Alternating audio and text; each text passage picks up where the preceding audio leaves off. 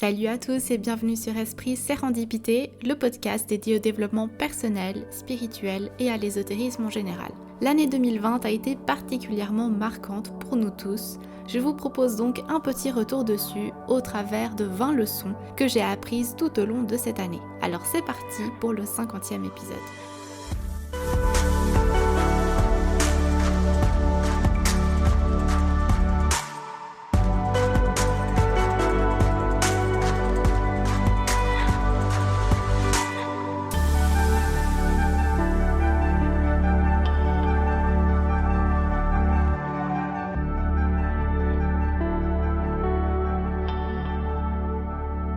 Bienvenue dans ce 50e épisode. Je n'arrive pas à croire que ça fait déjà 50 épisodes. Ça fait quand même beaucoup quand on y pense.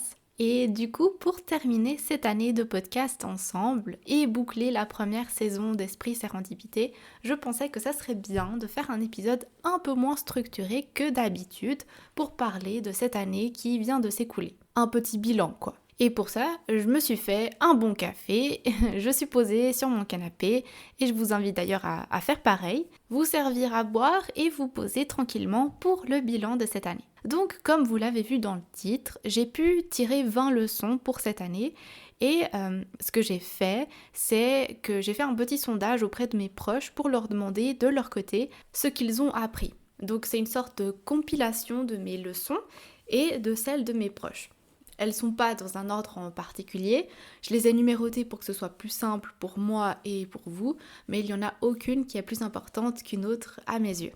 Alors, pour la première leçon, je dirais que cette année 2020 m'a appris, et je pense que je parle pour beaucoup de monde, à apprendre à prendre davantage soin de nous. Avec cette épidémie qui nous a touchés dès le début de cette année et qui a évolué en pandémie, obligeant les gouvernements de nombreux pays à prendre la décision de mettre en place des confinements, histoire de limiter les dégâts, ça nous a forcés à rester à la maison et à passer la majorité de notre temps chez nous. La restriction des activités sociales, culturelles et le fait qu'on soit obligé d'être très souvent seul a fait en sorte que l'on prenait davantage de temps pour se faire du bien, prendre des bains, lire des livres, regarder des films ou des séries, jouer à des jeux, faire la cuisine, et ce sont des choses qui étaient auparavant faites moins souvent au vu de nos vies professionnelles et sociales plutôt chargées de nos jours.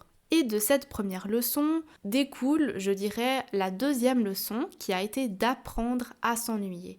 Et oui, au bout d'un moment, être enfermé chez soi, ça a quand même commencé à nous taper sur le système, et apprendre à s'ennuyer, oui, littéralement, ça a été un défi pour beaucoup de personnes. Dans l'ennui, on trouve parfois beaucoup de créativité.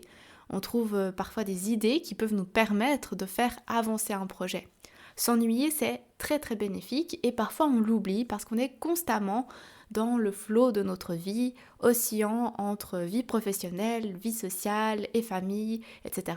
L'ennui, ce vide que parfois on veut éviter à tout prix, est bénéfique pour notre croissance. La troisième leçon, qui découle également de la leçon précédente, serait que on a appris à être patient malgré nous. Une pandémie, ça ne part pas en 2 mois, ça prend plusieurs mois et parfois même plusieurs années. Même si on veut que ça aille plus vite et qu'on en a marre, on est obligé d'être patient. On est obligé de ralentir avec tout le reste. Et oui, on a envie que ça avance, que la situation évolue, de sortir de chez soi. Malheureusement, être impatient dans ce genre de situation ne provoque que de la frustration et mieux vaut être patient et apprendre justement à s'ennuyer et à prendre soin de soi comme dans les 2 premières leçons. En 4e, je dirais qu'on a appris l'importance de respecter les règles. On a vu à quel point respecter nos distances avec les plus fragiles, respecter les gestes barrières, le port du masque, la désinfection des mains contribue largement à la maîtrise d'une situation de crise. Je sais qu'il y a beaucoup d'avis qui divergent sur ce point et je dois avouer que j'ai également été de l'autre côté aussi. Mais je crois qu'on est tous d'accord pour dire que dans des situations de crise à grande échelle, une collaboration entre les individus est nécessaire pour éviter le chaos déjà et pour maîtriser les risques au mieux possible. Après oui, je sais que porter un masque partout c'est pénible, Je déteste vraiment ça aussi, mais je pense que ça a quand même permis de maîtriser en partie les vagues. La 5e leçon que j'ai apprise, c'est que dans ces moments de crise, personne n'est intouchable. Ou presque. C'est vrai qu'on a pu voir les petits commerçants et beaucoup d'employés vivre cette année très difficilement et plus difficilement que les grands. Mais là où on est égaux, c'est qu'une maladie, ça touche tout le monde. Enfin, ça peut toucher tout le monde, peu importe l'âge, la classe sociale, le métier ou l'argent qu'on a sur son compte en banque. Évidemment, avoir de l'argent peut nous ouvrir les portes de cliniques privées, par exemple, mais ça va pas forcément sauver la personne. Une maladie peut toucher tout le monde et c'est comme ça. 2020 nous aura aussi appris une 6e leçon, c'est que la vie est imprévisible. L'arrivée d'une pandémie, une catastrophe planétaire, la faillite d'une société, le décès d'une personne, tout peut arriver et parfois c'est difficile de prévoir et encore moins d'éviter que certaines choses arrivent. La seule chose à faire dans ces moments, c'est d'accepter que la vie, c'est un cycle éternel, qu'il y a des hauts et des bas, comme il y a l'hiver et l'été. Rien n'est permanent ou fixe et tout est en perpétuel changement. Et comprendre ça peut nous permettre de vivre de façon plus légère, tout simplement. 2020 nous a poussé à nous adapter de façon très rapide et efficace. Par exemple, je ne sais pas vous, mais la société dans laquelle je travaillais en début d'année, lorsque la pandémie a commencé, ne pratiquait pas du tout le télétravail. Mais avec les mesures de la Confédération suisse, elle a dû s'adapter, fournir des ordinateurs portables à ses employés et on a dû apprendre à travailler seul, chacun de notre côté, à la maison. Donc oui, 2020 nous a appris à sortir de notre zone de confort, d'accepter l'imprévisibilité et nous a forcé à apprendre à nous adapter. Et je trouve que c'est une bonne chose parce qu'on devenait un peu trop collé à nos habitudes. En tout cas, moi perso, ça m'a fait du bien de lâcher prise. En 7e leçon, qui va aussi avec la 6e sur justement apprendre à s'adapter, c'est qu'il faut toujours avoir un plan B, un plan C, etc. Ne jamais prendre les choses pour acquises, c'est important. Alors, il ne faut pas pour autant stresser et se dire que les choses peuvent foirer à tout moment. Non, je dis juste qu'une fois que l'on est conscient que ça peut changer et que la vie est imprévisible et qu'il y a des imprévus, on peut facilement prévoir un plan B et un plan C ou en tout cas s'y préparer. Mais bon, ça rejoint, vous avez compris, la 6e leçon. La 8e leçon que cette année 2020 nous aura appris, c'est la solidarité. Je pense vraiment que c'est l'un des mots-clés les plus importants à retenir pour cette année, la solidarité. Elle a été très forte par moments, comme par exemple le soutien au début de pandémie au personnel soignant, que ce soit au travers des réseaux sociaux, par les manifestations ou les applaudissements aux fenêtres chaque soir. La solidarité aussi aux petits commerçants, aux bars et restaurants autour de nous, surtout lors de la 2e vague où l'on a pu profiter du déconfinement pour aller justement manger au restaurant, boire des verres ou commander à l'emporter dans nos restaurants préférés pour les soutenir dans leur crise financière et éviter qu'ils ferment. Ça, c'était vraiment beau à voir.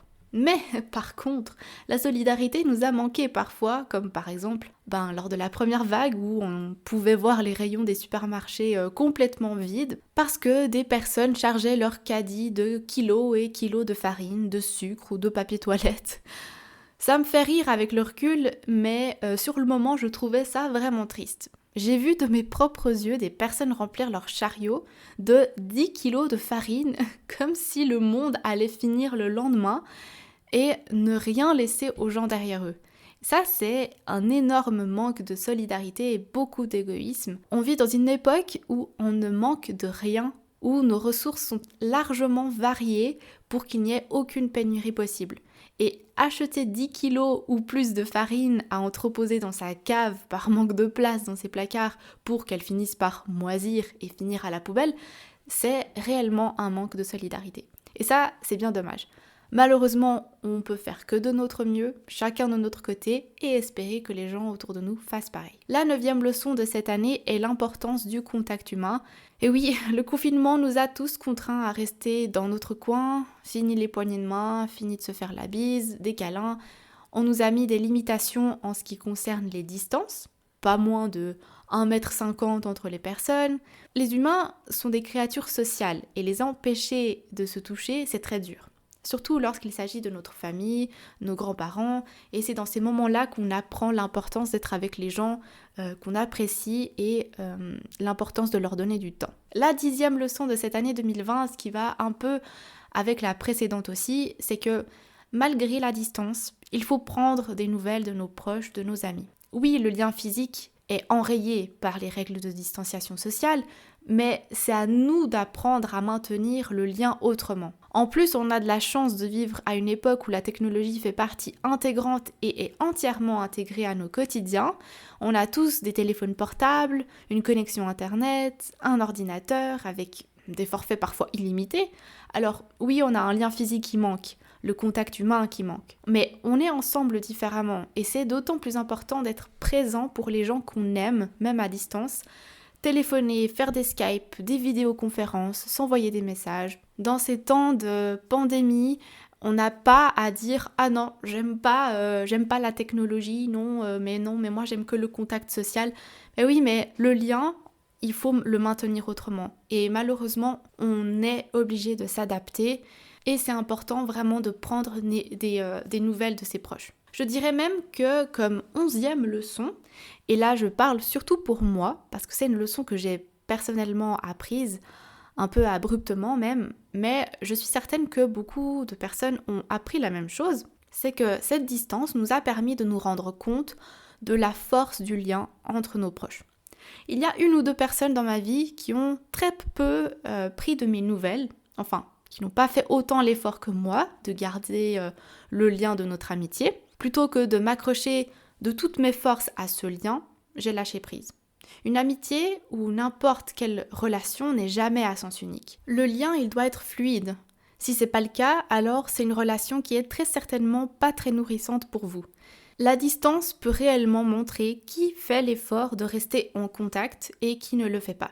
Dure réalité, mais ça permet de faire un tri. 12e leçon que 2020 nous a appris, c'est l'importance du moment présent. Alors, je vous avais bien dit que c'est un épisode très chill et pas vraiment préparé. Cette 12e leçon rejoint un peu les premières que j'ai citées au tout début. Et en fait, pour moi, la pandémie m'a forcée à être plus présente à moi-même, à ce que je fais. D'une part, à cause du fait que j'étais pratiquement tous les jours à la maison, et d'autre part que je voyais plus mes amis, et donc ça me laissait beaucoup plus de temps de me consacrer à d'autres choses. Et dans ces moments, parfois bien angoissants quand même, il faut se le dire, être enfermé chez soi et ne voir personne, ça peut devenir très étouffant pour certaines personnes. Dans ces moments, ça me faisait beaucoup de bien d'être juste dans le moment présent. Lorsque je faisais mon sport, j'étais à 100% présente à ce que je faisais. Lorsque je cuisinais, pareil. Lorsque je regardais une série aussi. Et je pense que ça, c'est également dû au fait que je savais pertinemment que le jour suivant et le jour encore d'après, je serais chez moi. Je n'étais pas en train de vivre dans mes projections de ma prochaine sortie ou des prochains amis à voir. Je savais que je n'allais pas aller très loin. Donc j'étais à 100% présente ici et maintenant. Et oh mon Dieu, que ça fait du bien. Personnellement, j'ai aussi de la chance d'habiter une petite ville avec une forêt non loin de chez moi. Donc même en période de confinement, je profitais pour aller me balader. Alors ici en Suisse, c'est pas comme en France, par exemple, on n'a jamais eu d'autorisation de sortie à remplir. On pouvait circuler à notre guise, mais évidemment, c'était à la responsabilité de chacun de sortir le moins possible. Donc lorsque je m'accordais une sortie pour me dégourdir les jambes, j'allais en forêt ou en ville et ça me faisait un bien fou d'entendre les oiseaux chanter, le bruit du vent dans les arbres, vraiment prendre le temps d'observer son environnement, d'être dans l'instant présent. Voilà l'une des leçons de cette année. La 13e leçon de 2020 a été de prendre ces moments où l'on est seul avec soi-même à la maison pour être créatif. Quand j'ai demandé à mes amis les leçons qu'ils ont tirées de 2020, beaucoup m'ont parlé du fait qu'ils ont redécouvert l'une de leurs passions. Que ce soit pour l'écriture, le dessin, le jardinage, la musique, les films. Quand on est dans nos quotidiens hyper remplis, on a tendance à ne pas prendre le temps et à ne pas se consacrer à nos passions ou simplement à découvrir quelles sont nos passions. Alors que c'est important et que ça peut largement nous aider, notamment si l'on souffre d'angoisse. D'ailleurs, je vous inviterai à aller écouter l'épisode 48 qui s'intitule L'art et le développement de soi, que j'ai enregistré avec l'une de mes amies. On y parle justement de l'art comme forme de thérapie, donc si ça vous intéresse, n'hésitez pas à aller l'écouter. Si jamais je vous avertis juste que mes voisins ont décidé de faire du bruit maintenant, voilà, donc ils auraient pu faire du bruit à n'importe quel moment, mais ils ont décidé de le faire pile au moment où j'enregistre mon épisode. Donc, si vous entendez un bruit en arrière-plan, c'est parce je sais pas ce qu'ils font, peut-être qu'ils sont en train de déménager ou je sais pas trop, mais je m'excuse, voilà, si ça influence dans votre écoute, j'essaierai de faire au mieux durant le montage pour cacher au maximum, mais bon, je peux pas faire grand-chose. Bref, enchaînons avec la 14e leçon que 2020 nous a appris. En nous forçant à être seuls, cette année nous a justement appris à se satisfaire de notre présence. Et oui, parce qu'être enfermé seul avec soi-même durant de nombreux jours, ça peut vite devenir lassant, mais c'est quand même quelque chose qui nous pousse à apprendre à être seul, tout simplement. Oui, une vie sociale est importante et même indispensable, mais c'est aussi important de savoir se remplir par soi-même sans attendre forcément que ça vienne de l'extérieur ou de notre cercle d'amis. En 15e, je pense que cette année 2020 nous aura appris que finalement, reporter les choses n'est pas une bonne idée. Parce qu'on ne sait pas comment sera demain. Et je sais que c'est le regret de beaucoup de personnes d'avoir trop attendu pour faire un voyage. Et paf, la pandémie arrive et on doit reporter le voyage. Quand on a envie de faire quelque chose, lorsqu'on a un rêve, une envie particulière, essayez de ne jamais la reporter ou de la repousser. Parce qu'on ne sait pas ce qui peut arriver et vivre avec des regrets, ça fait mal. Du coup, je pense qu'on va voir fleurir de nombreux rêves l'année prochaine et l'année suivante. Et c'est tant mieux, rien n'est jamais acquis. N'attendons pas d'être à la fin de notre vie pour écrire notre liste de choses à faire avant de mourir. La 16e leçon que j'ai apprise cette année, et ça plus personnellement je dirais, et moins en lien avec la pandémie, c'est qu'il est important d'exprimer ce que l'on ressent. Que ce soit de la colère, de la tristesse, on a le droit d'exprimer ses ressentis. Surtout si une personne nous fait de la peine. J'ai eu beaucoup de déceptions cette année, plus que les autres années. J'avais même l'impression qu'on s'acharnait vraiment sur moi, à vrai dire. Mais bon, tout va bien, j'ai appris beaucoup de tout ça, même si ça m'a fait mal. J'ai appris que certaines personnes sont très individualistes et même si on a le cœur sur la main avec elles et que l'on est sincère, elles ne nous rendront pas forcément l'appareil. Et moi, j'ai tendance à être trop gentille parfois avec les mauvaises personnes ou à croire facilement que les gens ont toujours de bonnes intentions. Et parfois, la dure réalité, c'est que beaucoup penseront toujours à eux. Et c'est ok. C'est ok que ce soit comme ça. Personnellement, je trouve qu'être individualiste dans la vie n'apporte pas le bonheur. Et il faut savoir s'entraider, respecter ses engagements. Parce qu'un jour, on pourra avoir besoin d'une personne qu'on a un jour déçue ou laissé tomber. Et ce jour-là, cette personne ne sera pas là parce qu'on lui aura fait de la peine, tout simplement. Voilà, mais il y aura toujours des gens qui feront l'inverse. Et s'ils se sentent bien ainsi et que leur conscience est tranquille, tant mieux pour eux. C'est drôle parce que mon tarot m'a sorti 4 fois la même carte récemment et c'était justement pour me transmettre cette leçon précisément.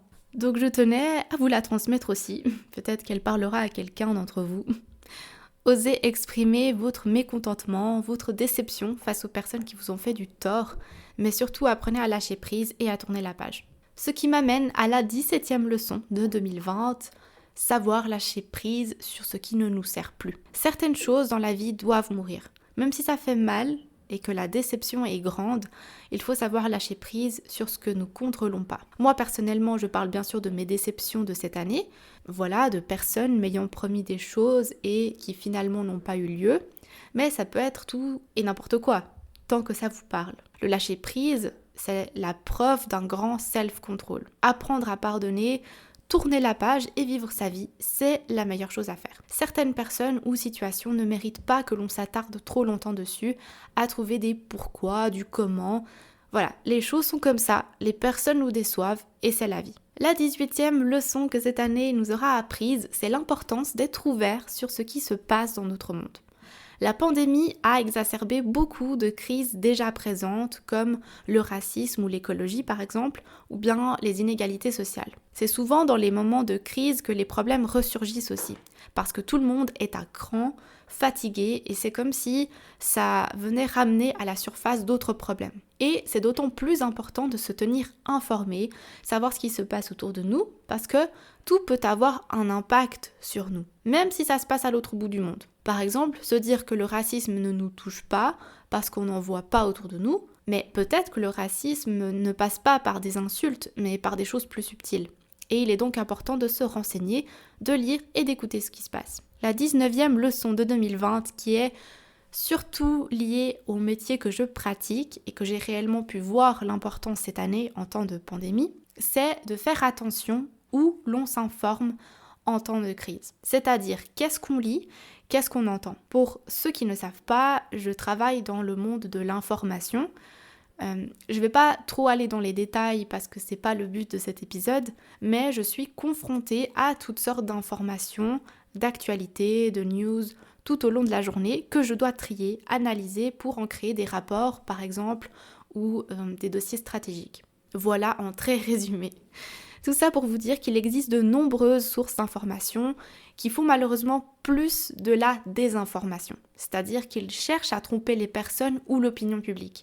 Et pendant une crise comme celle de 2020, il y en a beaucoup, ce qui peut créer un climat très anxiogène où les gens ne savent plus quoi croire. Les personnes qui utilisent de la désinformation auront toujours pour but de provoquer, de semer la pagaille, de diffuser des mensonges, etc. Et pour éviter de se faire avoir, il faut prendre le recul nécessaire et toujours se demander « Ok, qui a rédigé cet article ? Où est-ce qu'il a été publié ? Sous quelle forme ?» Et vraiment toujours prendre du recul, étudier l'article de manière critique avant de réagir ou de le partager. Voilà une petite leçon qui n'a pas grand-chose à voir avec le développement personnel, je sais, mais qui sera très certainement utile à beaucoup d'entre vous. Enfin, la dernière leçon pour cette année que l'on aura apprise, et je conclurai là-dessus, aura été l'espoir. Espérer que demain sera meilleur, espérer que dans 6 mois, on puisse voyager à nouveau, fêter nos anniversaires, être avec tous nos proches, parce que même s'il est important de vivre le moment présent et de ne pas être constamment dans la projection, il faut dire ce qui est, faire des plans pour l'avenir, c'est quand même un moteur qui nous pousse vers l'avant. Avoir une liste en tête de ce que l'on veut faire et les planifier durant l'année, c'est ce qui nous motive à avancer, parfois dans les moments les plus difficiles.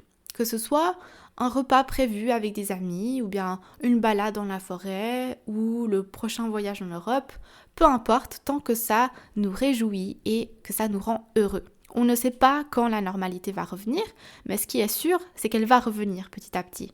Donc commencez à prévoir gentiment des choses par-ci par-là, penser à la normalité et se réjouir de ce qui va venir, ça aide vraiment le moral. Voilà, c'est tout pour le dernier épisode de l'année. Je voulais tous vous remercier d'avoir accompagné le podcast en 2020, de tous les jolis retours que vous m'avez faits, les encouragements. Merci de tout cœur. Je vais pas mentir, ça m'a beaucoup demandé de discipline de faire un épisode par semaine parce que comme vous savez, j'ai un emploi à plein temps à côté et ça a été parfois difficile de réussir à mettre l'épisode en ligne à temps. Chaque dimanche matin, mais j'ai réussi et je suis fière de moi.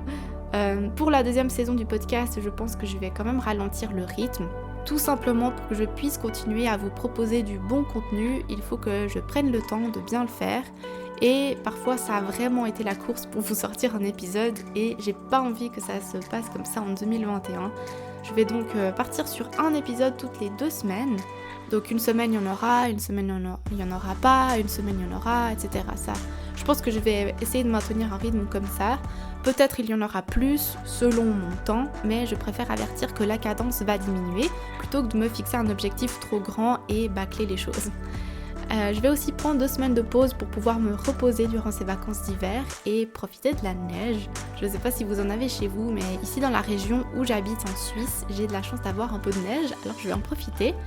Encore un énorme merci d'avoir suivi Esprit Sérendipité en 2020 et n'oubliez pas que vous pouvez retrouver la page Instagram en barre de description.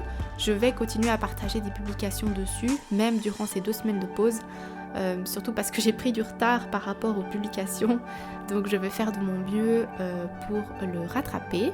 Les épisodes sont tous à retrouver sur les plateformes de podcast habituelles, mais aussi sur YouTube et Spotify.